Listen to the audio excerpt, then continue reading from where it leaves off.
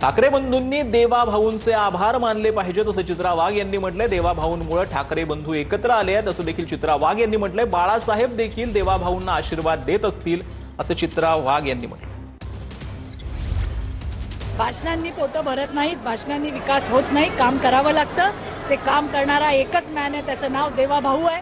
हे जनतेला माहिती आहे, शहरातल्या जनतेला माहिती आहे, महाराष्ट्रातल्या जनतेला माहिती आहे। आणि एक भाऊ दुसऱ्या भावाला भेटायला जातोय, चांगली गोष्ट आहे ना, चांगलं आहे। उलट त्यांनी देवा भाऊंचे थँक्स म्हटले पाहिजे, आभार मानले पाहिजे की देवा भाऊंमुळे दोन भाऊ एकत्र आलेत। मला वाटतं ही फार चांगली गोष्ट आहे। आणि मी तर नेहमी म्हणते की वंदनीय बाळासाहेब सुद्धा देवा भाऊंना आशीर्वादच देत असतील।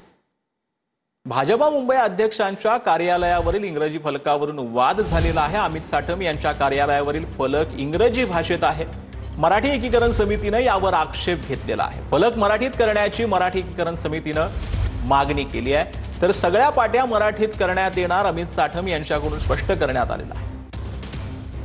मुंबईचे भाजप अध्यक्ष माननीय अमित साटम साहेब यांचं कार्यालय भाजपचं, त्या दुकानावरील पाटी मराठीमध्ये नसून इंग्रजीमध्ये आहे। भाजप सत्तेमध्ये आहे, भाजपकडून ही अपेक्षा मराठी एकीकरण समितीला नाही, म्हणून मराठी एकीकरण समिती या सर्व प्रकारचा निषेध करते।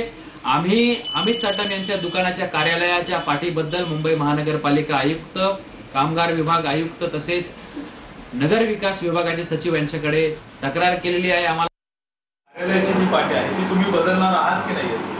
सगळ्या पाट्या या मराठी करण्यात येतील। मुंबई विमानतळावरील कामगारांसाठी स्वस्त कॅन्टीनची मागणी करण्यात आली आहे। 7 दिवसात तोडगा काढा, अन्यथा शिवसेना स्टाईल आंदोलन करू। शिवसेनेचे नेते मुर्जी पटेल यांनी हा इशारा दिला। लवकर आम्हाला इथे कॅन्टीन द्या आणि जेवढे कामगार आहे त्यांना स्वस्त दरात आतमध्ये जे वस्तू पाहिजे ते उपलब्ध करून द्या, हे निवेदन आज आम्ही दिलेलं आहे। त्यांनी आम्हाला आश्वासन दिलेलं आहे की एक आठवड्यात आत आम्हाला उत्तर देऊन 1 महिन्याच्या आत आम्ही हा कॅन्टीन सुरू करू आणि सर्व कामगारांना न्याय मिळेल। जर नाही दिलं तर एकनाथराव शिंदे साहेबांची शिवसेना मैदानात उतरेल, कामगाराच्या बाजूने उभी राहील। शरद पवारांची राष्ट्रवादी शिवसेनेची युती ही भविष्याची नांदी असेल। शरद पवारांच्या राष्ट्रवादीचे नेते शशिकांत शिंदेंनी हे वक्तव्य केलंय।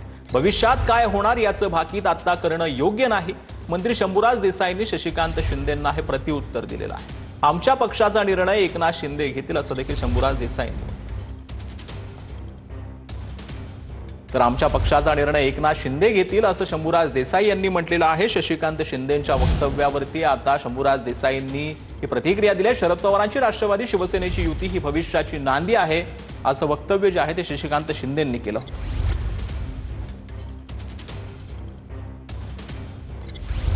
आमच्या आदरणीय पवार साहेबांनी स्पष्ट शब्दात सांगितलं होतं की भाजप सोडून कोणाशीही तुम्ही आघाडी करा।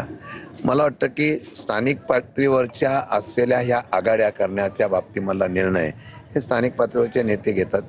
मला आज या ठिकाणी शरद पवार राष्ट्रवादी काँग्रेस पक्ष आणि शिवसेना शिंदे गट यांची आघाडी झालेली आहे। ही नवीन नांदी नाही, त्यांनी मनात आणलं तर नवीन नांदी होऊ शकते। ज्यावेळेला फार अति होतं त्यावेळेला लोक बंड करतात, ही नियतीचा नियम आहे।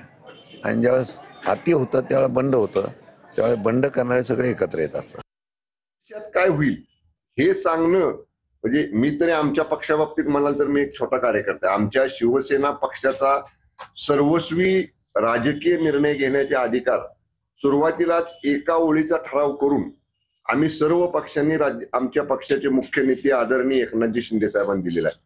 त्यामुळं भविष्यात काय होणार आहे काय नाही त्याचा आत्ता भाकीत वर्तवणं मला तरी आमच्या पक्षाच्या बाबतीत योग्य वाटत नाही। आमच्या पक्षाचा निर्णय हा आदरणीय एकनाथजी शिंदे साहेब